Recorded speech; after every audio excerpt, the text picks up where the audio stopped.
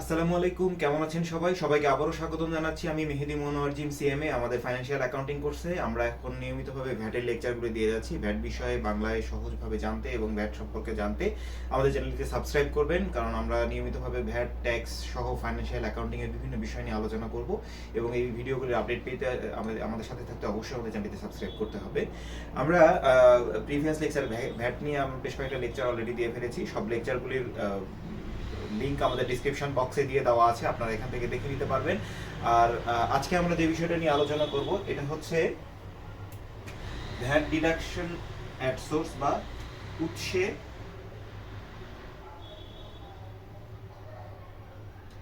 VAT কর্তন বা VAT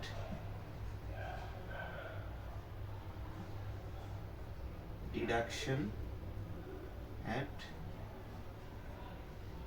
source, সংক্ষেপে আমরা এটাকে ভিডিএস বলি। ভ্যাট ডিডাকশন অ্যাট সোর্স বা উৎসে ভ্যাট কর্তন। তার মানে উৎস থেকেই যে ভ্যাট কর্তন করে ফেলা হয় এটাই হচ্ছে উৎসে ভ্যাট কর্তন। উৎসে কর্তন বলতে আমরা আসলে কি বুঝি? যেমন আমাদের সরকার একটা নিয়ম করেছে। নর্মালি আমরা ভ্যাট দেই কি, সাধারণভাবে আমরা নিয়ম জানি যে ভ্যাট প্রদান করবে অবশ্যই ফাইনাল কনজিউমার বা ভোক্তা। কিন্তু কিছু কিছু জায়গায় সরকার সরাসরি ভোক্তার কাছ থেকে ভ্যাট গ্রহণ করতে পারে না বা ভ্যাট গ্রহণ করার খুব সহজ নয়। এই জায়গাগুলিতে ভোক্তার কাছ থেকে যেহেতু ভ্যাট গ্রহণ করা সম্ভব নয়, এক্ষেত্রে বলা হয়েছে ভোক্তাই তার পণ্য ক্রয় অথবা সেবা গ্রহণের সময়, বিল পেমেন্টের সময় ভোক্তা নিজেই ভ্যাট কর্তন করে রেখে পেমেন্ট করবে এবং ওই কর্তৃত ভ্যাট ভোক্তা সরকারের রাজস্বে জমা দিবে। তবে এটা সব রকম ভোক্তাকে অবশ্যই সরকার এক্ষেত্রে বিশ্বাস করতে পারে না। এ কারণে সরকার 10টা বডিকে, নির্দিষ্ট 10 রকম অর্গানাইজেশনকে এই ক্ষমতা দিয়ে রেখেছে, যারা যে কোনো রকম পণ্য ক্রয় বা যে কোনো রকম সেবা গ্রহণের সময়, গ্রহণের পর যখন তারা বিল প্রদান করবে, সেই বিল প্রদানের সময় তারা এই বিলটা, এই ভ্যাটটা কর্তন করে রাখতে পারবে। উৎস থেকেই ভ্যাট কর্তন হয় বলে এটাকে উৎসে ভ্যাট কর্তন বা ভ্যাট ডিডাকশন অ্যাট সোর্স বা ভিডিএস বলা হয়। 10 রকম অর্গানাইজেশনের লিস্ট আমরা যে কোনো রকম ভ্যাটের বইতে আপনারা পেয়ে যাবেন। তারপর আমি একটু সংক্ষেপে বলি, যেমন সরকারি বিভিন্ন অর্গানাইজেশন হতে পারে, স্বায়ত্তশাসিত বিভিন্ন অর্গানাইজেশন রয়েছে, তারপরে হচ্ছে আপনার কোনো অর্থনৈতিক অর্গানাইজেশন যেমন ব্যাংক বা ফাইন্যান্সিয়াল ইনস্টিটিউশনগুলি রয়েছে। এরকম 10 রকম অর্গানাইজেশনকে সরকার এই ক্ষমতা দিয়ে রেখেছে, যারা উৎসে ভ্যাট কর্তন করতে পারবে। তো উৎসে কর্তন করতে গেলে অবশ্যই তাদেরকে কিছু নীতি তো মানতেই হবে।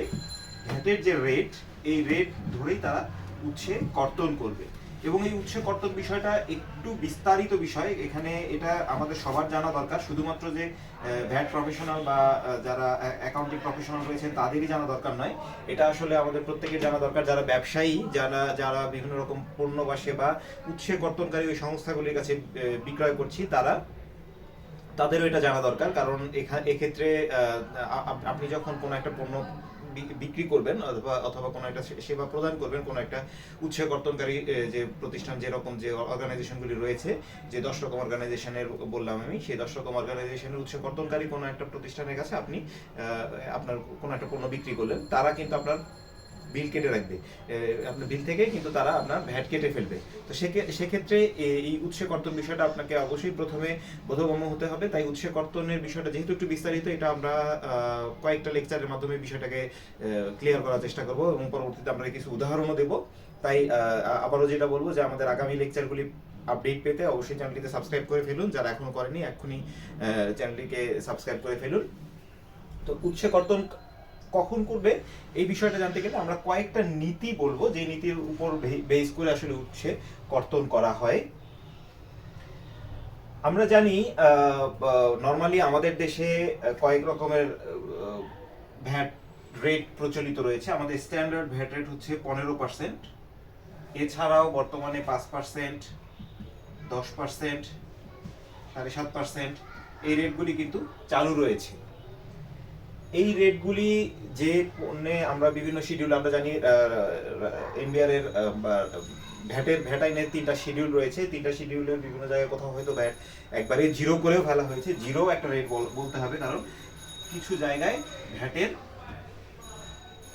সম্পূর্ণ রকম মৌকুব করা হয়েছে, এগুলিকে শূন্য হার বিশিষ্ট পণ্য বা শূন্য হার বিশিষ্ট সেবা বলা হয়। এগুলিও আমরা একটা তফসিলের মাধ্যমে পাবো। 3টা তফসিল কি, এইগুলি নিয়ে তফসিলগুলি নিয়ে আমরা পরবর্তী আলোচনা করবো। তফসিল মানে হচ্ছে লিস্ট, 3টা লিস্ট দিয়ে দেওয়া আছে, কোথাও সম্পূর্ণভাবে মৌকুব করা হয়েছে, কোথাও সম্পূরক শুল্ক আরোপ সহ ব্যাখ্যা করা হয়েছে, আবার কোথাও হ্রাসকৃত হারে দেওয়া হয়েছে। যেমন এই যে এই রেটগুলি হ্রাসকৃত হার 15% হচ্ছে স্ট্যান্ডার্ড রেট, যখন 15% থেকে নেমে যাচ্ছি 5% হোক, 10% হোক, 7.5% হোক, এগুলি হচ্ছে হ্রাসকৃত হার। এই তালিকাগুলি আমরা পরবর্তীতে আলোচনা করব, এখন এগুলি নিয়ে আমরা যাচ্ছি না। তো আজকে আমরা যে বিষয়টা আলোচনা করব এটা হচ্ছে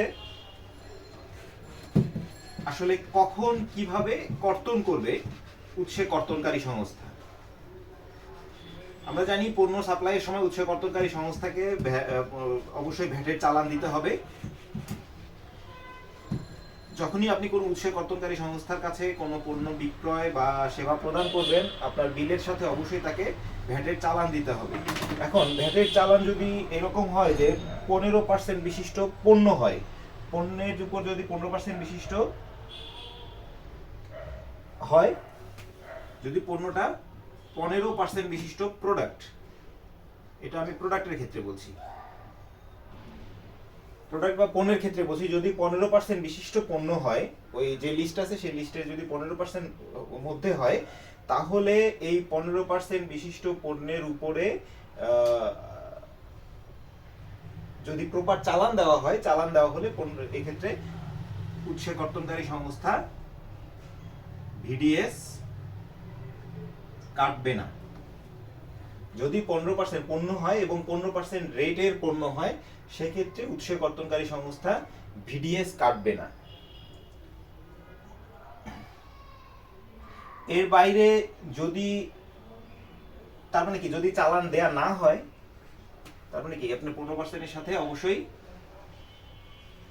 চালান থাকতে হবে। আর যদি চালান দেওয়া না হয়, তাহলে অবশ্যই 15% হারে সে ভ্যাট কেটে নেবে। যদি এই চালানটা দেওয়া না হয়, তাহলে 15% হারে ভ্যাট কেটে নেবে।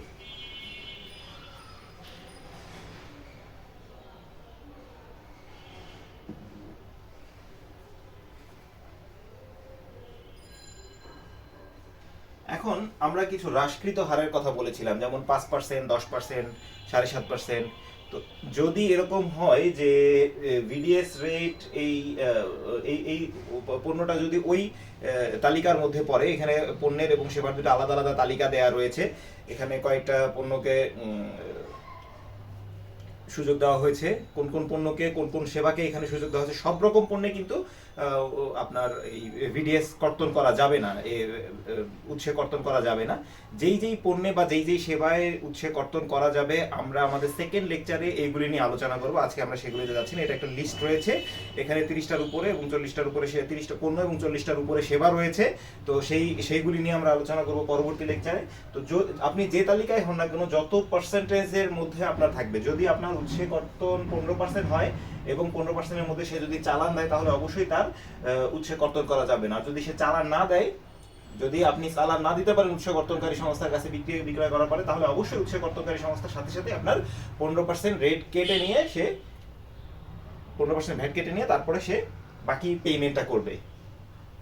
এখন যদি এরকম হয় যে আপনার 15% নয়, একটা প্রোডাক্টের ভ্যাট, এমন একটা প্রোডাক্ট আপনি সাপ্লাই করেছেন যেটার ভ্যাট 5%, এবং আপনি চালানও দিয়েছেন, তাকে চালানও দিয়েছেন, যদি এরকম হয়, তাহলে 15% রেটের ক্ষেত্রে আপনি চালান ভ্যাট কর্তন করা না হলেও 5% রেট হোক, 10% রেট হোক বা 7.5% রেট হোক, যে রেটেই আপনি প্রোডাক্টটাকে সাপ্লাই করেন না কেন, যে রেটেই, সেই রেটের ভ্যাট অবশ্যই উৎসে কর্তনকারী সংস্থার সাথে সাথেই কেটে ফেলবে।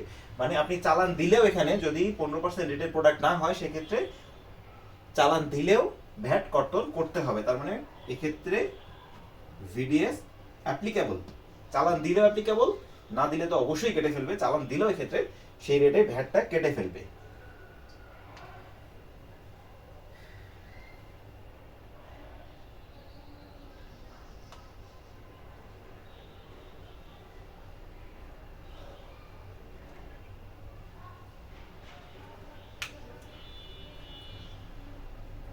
একইভাবে সেবার ক্ষেত্রেও একইভাবে বলা রয়েছে। সেবার ক্ষেত্রে যদি উৎসে ভ্যাট কর্তন করতে হবে, সেবার ক্ষেত্রে 41টা সেবার ক্ষেত্রে উৎসে ভ্যাট কর্তন করতে হবে। এক্ষেত্রে 43টা আছে, আমি সংখ্যাটা একটু বলেই দিলাম আজকে। 43টা সেবা রকমের সেবা রয়েছে। এই 43 রকমের সেবায় উৎসে কর্তন করতে হবে। তো এই 43 রকমের সেবার মধ্যে 2টা স্পেশাল সেবা রয়েছে যেগুলির ক্ষেত্রে একটু ডিফারেন্ট আইন কাজ করে। আর এই দুটা ছাড়া, এই দুটা হচ্ছে, একটা হলো বিজ্ঞাপন এবং একটা হচ্ছে সম্প্রচার। বিজ্ঞাপন এবং সম্প্রচারের ক্ষেত্রে আপনার একটু ডিফারেন্ট আইন রয়েছে। যদি বিজ্ঞাপন এবং সম্প্রচারের ক্ষেত্রে উৎসে কর্তনকারী সংস্থার কাছে সম্প্রচারকারী সংস্থা একটা ইয়েও করে, ইনভয়েসও সাবমিট করে এবং চালানও যদি দেয়, তারপরও তবে সেই চালান দিলে ভ্যাট কর্তন নাও হতে পারে। তবে এক্ষেত্রে কন্ডিশন হচ্ছে, বিজ্ঞাপন এবং সম্প্রচারের ক্ষেত্রে অবশ্যই সেই চালানটা সংশ্লিষ্ট উপকর কমিশনারের কাছ থেকে অবশ্যই সত্যায়িত করে আনতে হবে। অবশ্যই সংশ্লিষ্ট অফিসারের কাছ থেকে সত্যায়িত হতে হবে সেই ভ্যাটের চালানটা, তাহলেই শুধুমাত্র ভ্যাট কর্তন করা যাবে না, আদারওয়াইজ ভ্যাট কর্তন করে ফেলবে। উৎসে কর্তনকারী সংস্থা ভ্যাট কর্তন করে ফেলতে পারবে শুধুমাত্র বিজ্ঞাপন এবং সম্প্রচারের ক্ষেত্রে, এবং অন্যান্য ক্ষেত্রে অবশ্যই ভ্যাট কর্তন করতে হবে। এই হচ্ছে আমাদের আজকের লেকচার। আজকে আমরা সংক্ষেপে শুধুমাত্র উৎসে কর্তনের বিষয়ে বেসিক ধারণাটা দিলাম। আমরা উৎসে কর্তন অনেক বিস্তারিত একটা বিষয়, এটা সবার এই জায়গাটায় জ্ঞান থাকা দরকার, জানা দরকার। আমরা ধীরে ধীরে কয়েকটা লেকচারের মাধ্যমে এবং বেশ কিছু উদাহরণের মাধ্যমে যদি আমরা বিষয়টাকে সহজ করার চেষ্টা করব কয়েকটা উদাহরণের মাধ্যমে, তাহলে আপনাদের কাছে সহজ হয়ে যাবে আমাদের আগামী লেকচারগুলিতে। আর আগামী লেকচারে আমাদের সাথে থাকার জন্য আমাদের চ্যানেলটিতে সাবস্ক্রাইব করে ফেলুন এক্ষুনি, এবং পাশে থাকা বেল বাটনটিতে প্রেস করবেন, তাহলে আমাদের আগামী পরবর্তী লেকচারগুলিতে আপনারা নোটিফিকেশন পাবেন। ধন্যবাদ সবাইকে, ভালো থাকবেন।